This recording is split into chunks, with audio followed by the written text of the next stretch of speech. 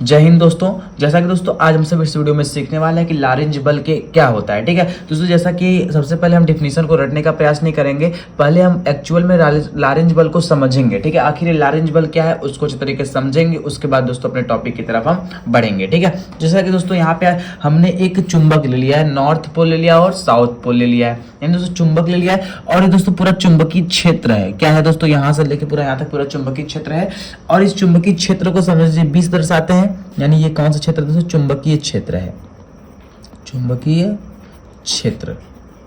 ठीक है दोस्तों, अब कह रहा है जैसे मान लीजिए इस तरह पूरा चुंबकीय क्षेत्र है, अब हम कौन ही कण ले लेते हैं, आवेश, मतलब कोई आवेशित कण लेके ए में क्या करते हैं, इसे छोड़ देते हैं। अब छोड़ दिए, अभी टंटना क्या करे, दौड़ेगा इसे जौन दिशा में चुंबकीय क्षेत्र वही दिशा हम कण को क्या लेकर ऐसे लेके भगा रहे हैं से भाग रहा है, तब तक क्या हो, वही कड़वा पे आ गया, अचानक से क्या है, आवेश आ गया, समझो वहीं पे बल लग गया, समझो ध्यान से।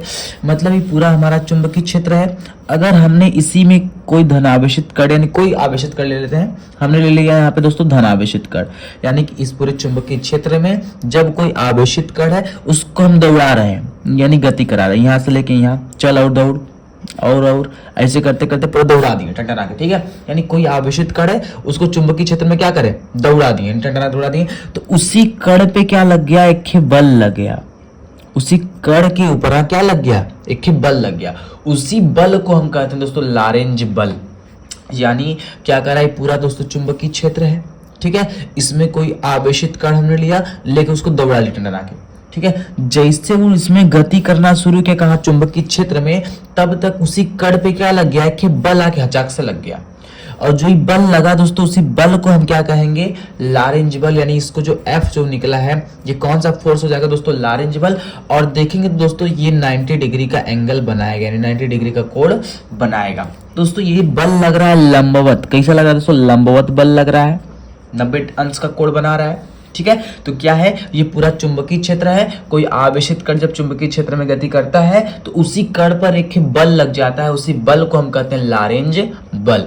ठीक है, और सबसे पहले हम इसकी दिशा को समझेंगे, अभी आप डेफिनेशन की तरफ मत ध्यान दीजिए। ठीक है, जैसा कि दोस्तों हम देख रहे हैं कि जो आवेशित कण है ई ससुरा इधर जा रहा है और चुंबकीय क्षेत्र की दिशा भी क्या हो रही है, इधर ही जा रही है, और लेकिन जो इन दोनों के लंबवत कौन आज खड़ा हो गया, जो बल लगा है, यानी चुंबकीय क्षेत्र की जो दिशा है और जो कण की दिशा है, दोनों के लंबवत जो हमारा बल का जो लंब का खड़ा हो गया फोर्स, यानी जो बल है ये F है, वही लग रहा है। यानी जो ये पूरे चुंबकीय क्षेत्र की दिशा और कण की दिशा दोनों के लंबवत कौन आ गया है, F यानी फोर्स। जो अभी लारेंज बल जो हमारा आया है, लारेंज बल दोस्तों किसके लंबवत है, कण के भी लंबवत है और चुंबकीय क्षेत्र की दिशा के भी लंबवत है, दोनों के लंबवत कौन है, लारेंज बल। आपसे पूछेगा लारेंज बल की दिशा क्या, तो कहोगे लारेंज बल की जो दिशा है चुंबकीय क्षेत्र की दिशा और कण की दिशा दोनों क्या होती है, टंटना खड़ी होती है, यानी लंबवत होती है। ठीक है, चलिए अब हम बात करते हैं, समझते हैं लारेंज बल क्या है। देखिए कह रहा है जब कोई आवेशित कण चुंबकीय क्षेत्र में गति करता है तो उस कण पर एक बल आरोपित होता है, उसी बल को हम कहते हैं लारेंज बल। कोई समस्या दिक्कत परेशानी नहीं होनी चाहिए। ठीक है, चलिए दोस्तों देखिए यहाँ पे कह रहा है कि लारेंज बल की जो दिशा है उसको समझ लेते हैं। और दोस्तों जानते हैं ये जो हमारा Q है ये प्लस चार्ज है, आवेश है, कुछ भी ले सकते हैं, यहाँ हमने प्लस ले लिया है। ठीक है, अब दोस्तों यहाँ पे जो ये चुंबकीय क्षेत्र की जो दिशा, पूरा ये चुंबकीय क्षेत्र को हमने V मान लिया है, और जो ये कण दोस्तों चल रहा है, गति कर रहा है, V वेग से गति कर रहा है, किस वेग से, V वेग से। यानी दोस्तों इसमें हमको तीन चीज दिखाई दे रहा है, Q दिखाई दे रहा है, V दिखाई दे रहा है, B दिखाई दे रहा है, और इसी Q पे एक बल लग गया यानी F, यानी इसी के इक्वल हो गए ये तीनों चीजों को मिलाने के पे। ठीक है, अभी समझेंगे इसको। देखो लारेंज बल की दिशा क्या होती है, आवेशित कण की दिशा और चुंबकीय क्षेत्र की दिशा दोनों के लंबवत हमारी ये लारेंज बल होती है। ठीक है, चलिए हम बात करते हैं कि ये जो F क्या है, लारेंज बल। दोस्तों ये F से हमारा लारेंज बल है, ये होता है दोस्तों, यानी कि अगर ये V वेग से आवेश चल रहा है और चुंबकीय क्षेत्र में चल रहा है, यानी तो F is equal to QVB हो जाएगा, क्या हो जाएगा, QVB। दोस्तों ये लारेंज बल का फार्मूला है, F इज इक्वल टू क्या होता है, QVB होता है, ये वाला Q, ये वाला V और ये वाला B, इन तीनों को जब आपस में मल्टीप्लाई कराओगे तो किसके इक्वल हो जाएगा, जो लारेंज बल है उसके इक्वल हो जाएगा, ठीक है। यानी F इज इक्वल टू क्या होता है, क्यू वी बी। दोस्तों अभी समझते हैं कि क्यू क्या है। दोस्तों क्यू बराबर होता है आवेश, क्या होता है, क्यू बराबर आवेश होता है। और जो ये वी है दोस्तों, वी से होता है हमारा वेग, क्या होता है, वेग होता है। और जो बी है, बी से होता है चुंबकीय क्षेत्र, क्या होता है, चुंबकीय क्षेत्र होता है, ठीक है।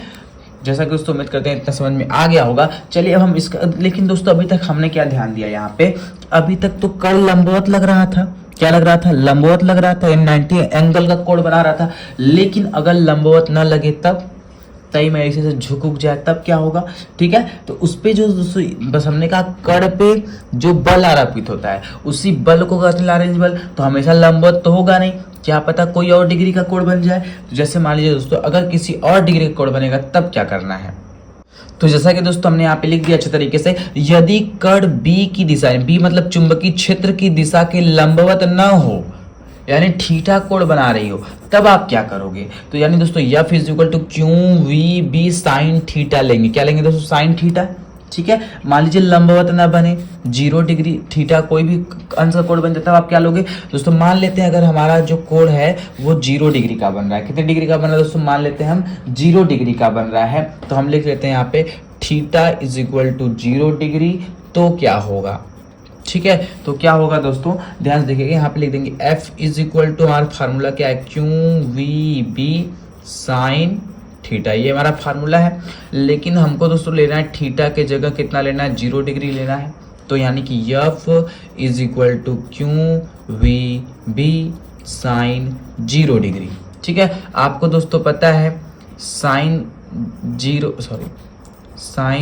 0 अंश बराबर क्या होता है, 0 ही होता है। साइन 0 डिग्री का मान कितना, तो 0 होता है। यानी दोस्तों यानी लिख देंगे F is equal to Q V B, चिपका है यानी गुणे का चिन्ह लगाएंगे। साइन 0 अंश का मान कितना होता है दोस्तों, 0 होता है, हमने यहाँ 0 लगा दिया। और जैसे ससुरा आपस में मल्टीप्लाई करेंगे तुरंत F इज इक्वल टू क्या हो जाएगा, 0 हो जाएगा। यानी कोई भी बल यहाँ पे लगेगा नहीं है, बल ही पूरा लारेंज बल ही पूरा 0 हो जाएगा, ठीक है। यानी जब 0 डिग्री का कोण बनेगा तब। तो ऐसे ही कोई ना कोई एग्जाम में 45 डिग्री कुछ भी करके आपको देगा तो आपको ऐसे ही करके फार्मूला में लगा देना है। तो F is equal to Q B. और दोस्तों मान लीजिए जब 90 डिग्री का बनेगा तो 90 डिग्री में दोस्तों क्या होता है कि साइन 90 अंश का मान कितना होता है दोस्तों, 1 होता है, ठीक है। साइन 90 अंश का मान, यानी F इज इक्वल टू क्या हो जाएगा, क्यू वी और बी साइन 90 डिग्री।